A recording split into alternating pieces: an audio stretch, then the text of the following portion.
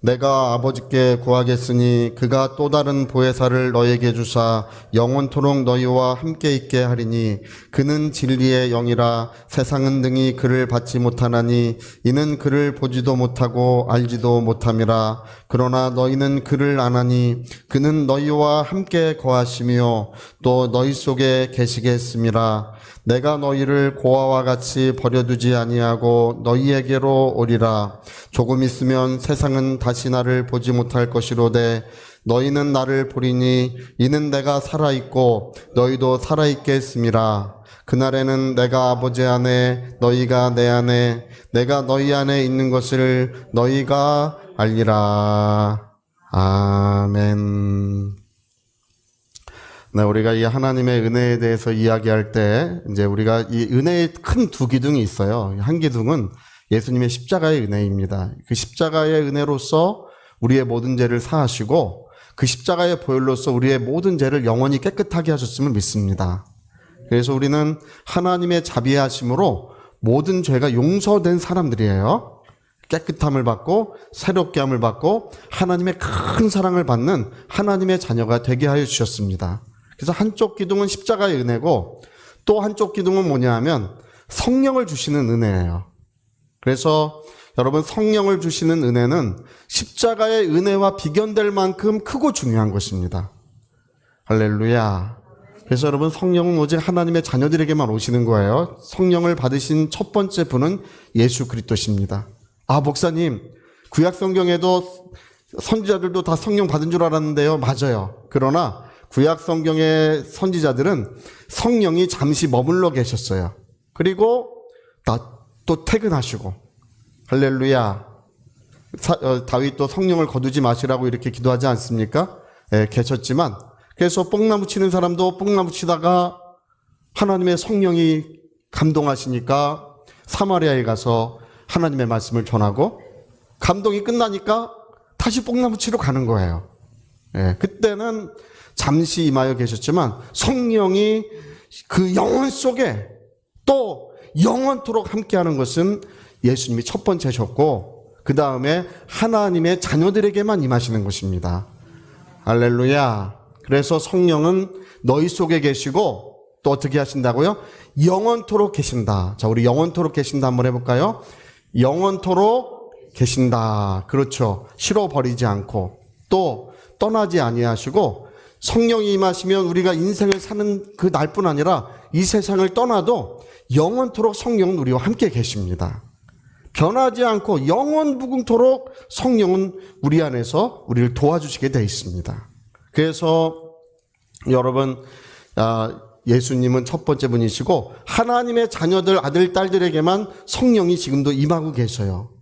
하나님은 보이지 않습니다. 하나님을 보여달라고 아무리 기도해도 소용없어요. 한 번만 보여달라고 제가 몇 시간 기도하는 사람도 봤어요. 그러나 실망하고 돌아갑니다. 하나님은 우리 육체의 눈으로 볼 수 없는 분이셔요. 그러나 보이지 않는 하나님께로부터 성령이 우리에게 임하고 계시는 것입니다. 성령은 하나님으로부터 우리에게 오시는 분이세요. 할렐루야. 그래서 여러분, 하나님의 성령이 임하셔서 우리를 도우시고 인도하시고 역사하시는 큰 은혜를 날마다 베풀어주고 계십니다.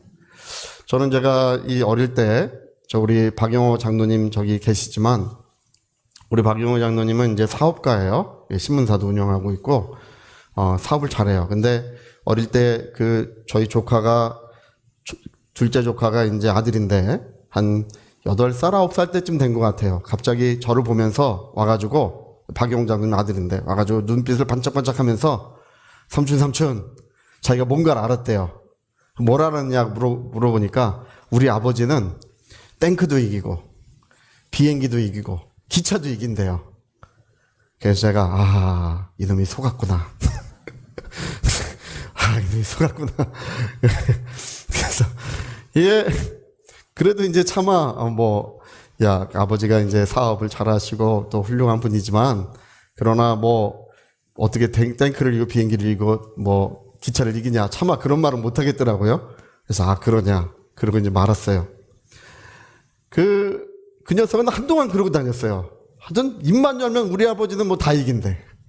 탱크도 이기고 비행기도 이기고 기차도 이기고. 할렐루야. 근데 우리 박영호 장로님 저기 앉아 계시지만 못 이겨요. 예, 못 이기죠. 그러나 그 아버지에 대한 신뢰? 이제 그런 것은 되게 좋아 보이더라고요. 예, 여러분 오늘 하나님의 성령이 우리에게 임하셨는데 성령은 진짜 비행기도 이기고 탱크도 이기고 또 기차도 이기고. 할렐루야. 성령은 모든 것을 역사하시는 하나님의 능력으로 임하셨습니다.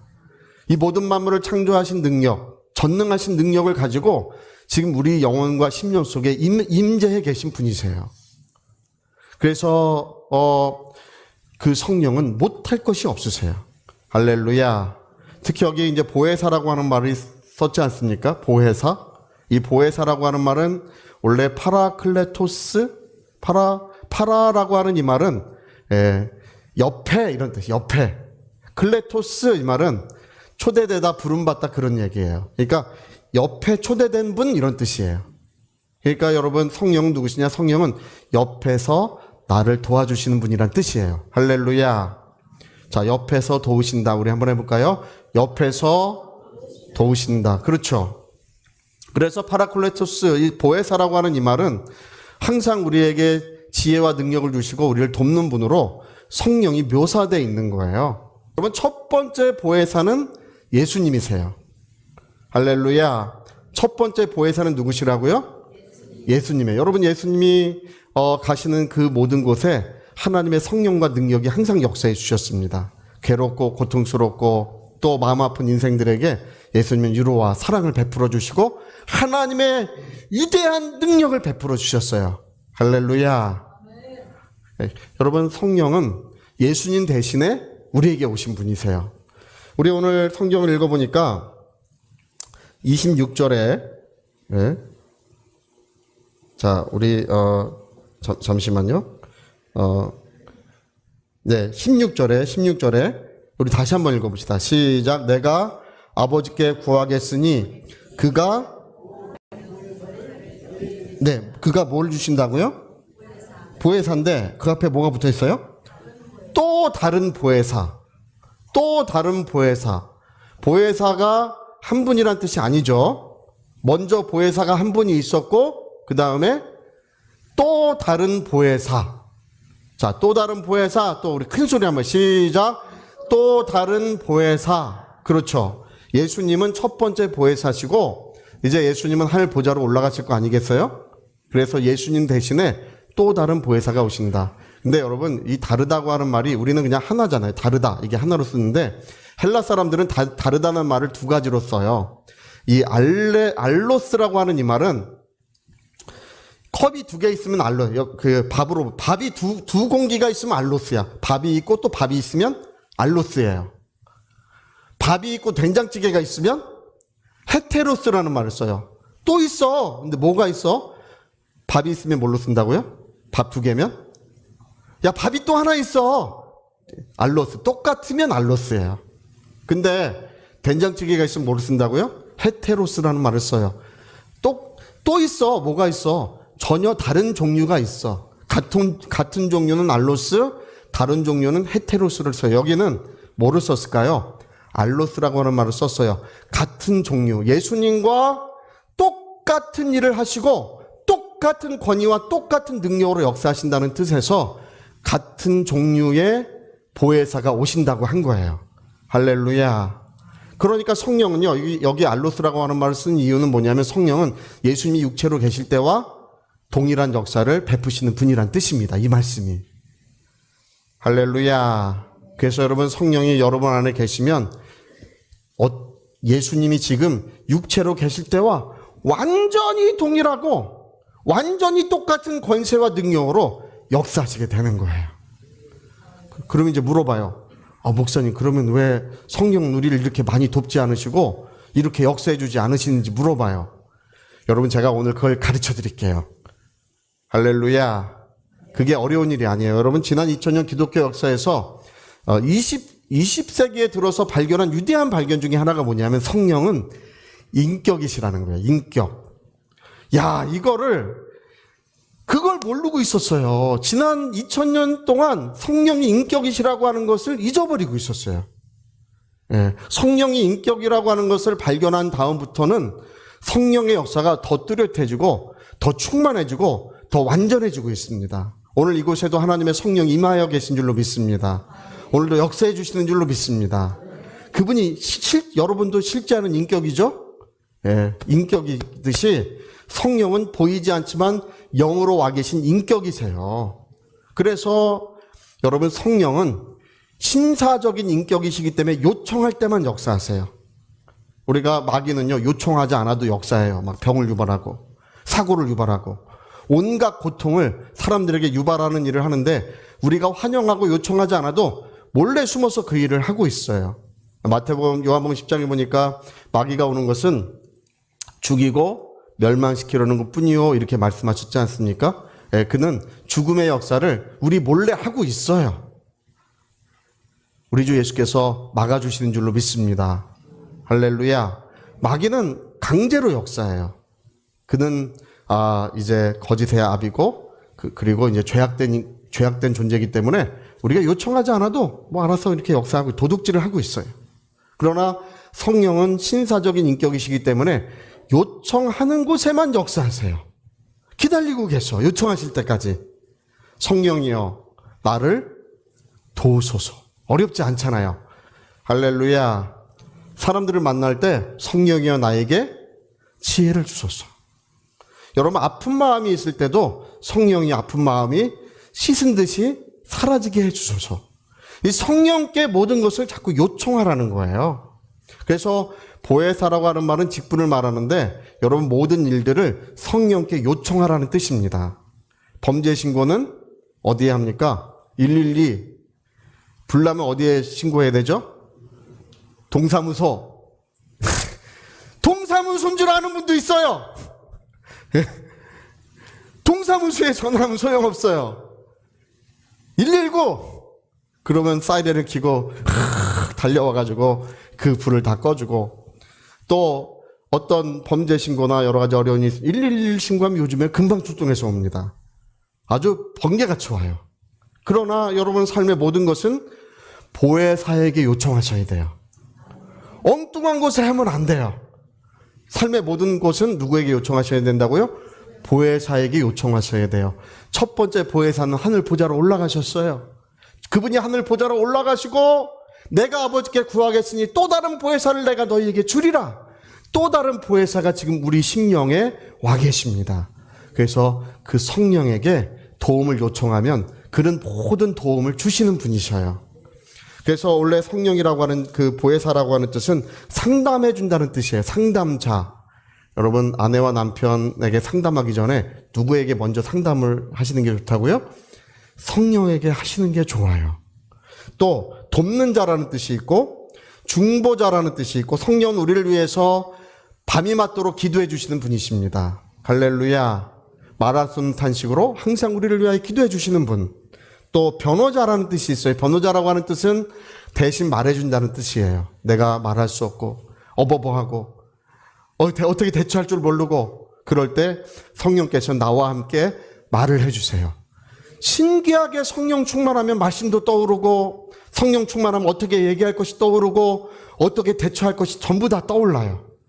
할렐루야. 변호자예요. 그리고 연약한 것을 강하게 바꿔주시는 분. 여러분 다윗을 기억하시나요? 골리앗이 큰 칼을 두고 서가지고 나를 이길 자가 있으면 나와보라고 막 쩌렁쩌렁하는 소리로 그 이스라엘 군대를 위협했지 않습니까? 그 아랫지역에서 이 블레셋 군대의 그 장군이었어요. 그 골리앗이 큰 소리로. 근데 다윗이 도시락 배달 왔다가 자기 형님 도시락 배달 왔다가 보고하는 거예요. 아니 저놈이 무엇이길래 살아계신 하나님의 군대를 모욕하느냐. 근데 다윗이 성경에 뭐라고 하냐면 저 개같은 블레셋 사람이라고 나와요. 저 개같은 블레셋 사람이 무엇이간데 저놈이 무엇이간데 살아계신 하나님의 군대를 모욕하느냐. 왕 앞에 나가서 왕이시여 제가 처리하겠습니다. 다윗은요 그 군인이 아니에요. 목동이에요. 근데 골리앗은 2m 30cm가 넘어요. 키가. 성경에 키가 나와 있어요. 어마어마한 사람이에요. 골리앗이 다윗이 오는 것을 보고 비웃지 않습니까? 야, 오늘 저놈 까방이 밥 됐다 저거. 네. 근데 다윗이 뭐라 그러냐면 너는 칼로 내게 나오지만 나는 살아계신 하나님의 이름으로 너희에게 간다. 할렐루야. 너는 칼로 오지만 나는 살아계신 하나님의 이름으로. 이 약한 마음을 어떻게 바꿔주신 거라고요? 강한 마음, 담대한 마음으로 바꿔주시는 거예요. 그거 신기해요. 여러분 성령에 붙들리면 뭐든지 다 할 수 있을 것 같아요. 안 되는 게 없을 것 같아요. 성령 충만한 사람은 이 배심이 엄청나지게 돼 있어요. 할렐루야. 이 조그만 사람이 물맷돌 하나 들고 너는 칼로 내게 나오지만 난 살아계신 하나님. 그래서 이걸 도자기에 싼 돌을 이렇게 돌려가지고 슉 던졌더니 돌이 휙휙휙 날아가지고 만약에 골리앗의 다리를 맞았다면 밟아 죽었을 테고 팔을 맞았다면 맞아 죽었을 거예요. 할렐루야. 이 말하고 그러면 재미가 좀 없어요. 맞박. 머리 이마 정통에 여기 맞으니까 그걸 맞고 기절을 한 거예요. 돌 하나도 하나님이 그 힘을 실어 주시는 것입니다. 그래서 약한 자를 강하게 뒤바꿔 주시고 아픈 마음을 씻은 듯이 사라지게 우리를 상담해 주시고 우리를 위하여 기도해 주시며 우리를 모든 일을 도와주시고 함께 해주시는 분이 바로 보혜사 성령이세요. 그래서 성경은 불이 나면 어디에? 119. 사건 사고가 나면 112. 우리의 삶의 모든 건 누구에게 요청해야 된다고요? 보혜사에게 성령께 요청을 하셔야 되는 것입니다. 그분은 자기의 모든 직분을 자기의 모든 지혜와 능력을 다하여 그 일을 하시는 분이세요. 우리는 자기 직분을 소홀히 하고 나태할 수 있어도 성령은 결코 소홀히 하거나 나태하게 하지 않습니다. 요청만 하면 할렐루야. 근데 그분이 신사적인 인격이시기 때문에 요청할 때까지 기다리고 계시는 거예요. 야, 나에게 맡겨라. 예, 운전대를 잡고 가는데 이제 이리 갈까 저리 갈까 꼬이고 어떻게 될지 알 수가 없어요. 운전대를 맡겨다오. 할렐루야. 여러분 성령께 요청하기 시작한 다음부터는 삶이 몰라지게 달라지게 되어 있습니다.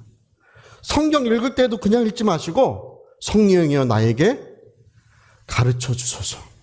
가르쳐 주소. 어렵지 않잖아요. 근데 성령께서는 그렇게 할 때까지 기다리고 계셔. 저도 그게 좀 아쉬워요. 그냥 도와주시면 좋은데 그냥 우리가 요청하지 않아도 개입해 주시고 지혜도 주시고 능력도 주시고 끊임없이 역사해 주시면 좋은데 성령은 신사적 인격이시기 때문에 우리의 인격을 결코 초월하지 않으셔요. 우리의 인격을 결코 넘어서시는 법이 없어요. 그래서 성령은 기다리고 계시는 거예요. 언제까지 기다리시느냐? 우리가 말할 때까지. 성령이여 도와주소서. 어렵지 않잖아요. 여러분 성경을 읽을 때 성령이여 성경을 깨닫게 도와주십시오라고 하고 성경을 읽으면 말씀이 살아 움직이기 시작합니다. 그 말씀이 역사하기 시작하고 여러분 심령과 영혼을 꿰뚫고 그 삶을 변화시키고 하나님의 위대한 능력을 역사하기 시작하는 거예요. 근데 그게 그 말 한마디 차이예요. 또 여러분 어려운 일이 있을 때도 인도해 주소서. 어려운 거 아니잖아요. 그래서 여러분 20세기 교회가 20세기의 가장 위대한 교훈, 20세기에 있었던 가장 위대한 발견은 성령은 인격이시고 요청하면 역사하신다는 것을 발견한 것이 그렇게 교회를 몰라지게 달라지게 한 거예요. 성령이여 우리 교회에 병 고치는 능력으로 역사하소서. 할렐루야. 성령이여 우리를 좀 부자되게 만들어 주소서. 저는 그 기도도 항상 해요. 할렐루야. 여러분 아멘 좀 크게 하세요. 할렐루야. 여러분 우리 모두가 하나님의 은혜 안에서 풍요로움이 있어야 합니다. 번성하는 역사도 있어야 합니다. 그래서 성령의 역사의 특징은 치유와 번성이에요. 치유와 풍요로움은 성령의 임재의 특징이에요. 할렐루야. 여러분 20세기 초의 기독교인들은 성령 역사를 했던 분들은 그 집터가 흔들리고 창문이 흔들릴 만큼 성령이 그렇게 임하셨습니다. 근데 오늘 우리 교회들은 교회가 흔들릴 만큼 창문이 움직일 만큼 성령이 임하시지는 않는 것 같아. 그러나 그럴 만큼 우리는 하나님의 성령을 의지하고 그럴 만큼 성령의 역사를 우리는 환영하고 그 역사를 힘입으려고 해야 합니다. 내가 또 다른 보혜사를 너에게 줄 것이다.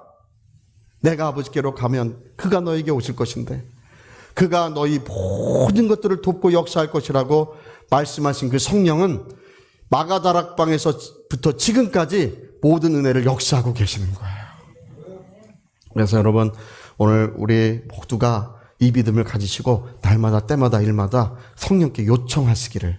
여러분 축도할 때 뭐라고 축도하나요? 예수 그리스도의 은혜와 아버지의 사랑과 성령의 고린도전서 맨 마지막 말씀이죠. 예수님의 은혜와, 자, 은혜, 예수님의 그럼 은혜. 자, 시작. 예수님의 은혜, 아버지의 사랑, 성령의 교통하심이라고 되어 있어요. 교통하심이라는 것은 인격적인 교제란 뜻이에요. 그래서 성령께 요청하라. 성령은 언제나 너희 옆에서 모든 것을 도와주신다. 모든 지혜와 능력이 되어주신다고 성령은 그를 보혜사로 지칭하고 있는 것입니다. 보혜사의 역사가 우리 모든 가정에 충만하시기를 꼭 부탁드리겠습니다. 자, 우리 같이 한번 기도하시겠습니다. 우리 한번 기도하실 때, 여러분 알고 보니까 우리 안에 거하시는 성령은 탱크도 이기고 비행기도 이기고 모든 걸 다 이기시는 분이세요.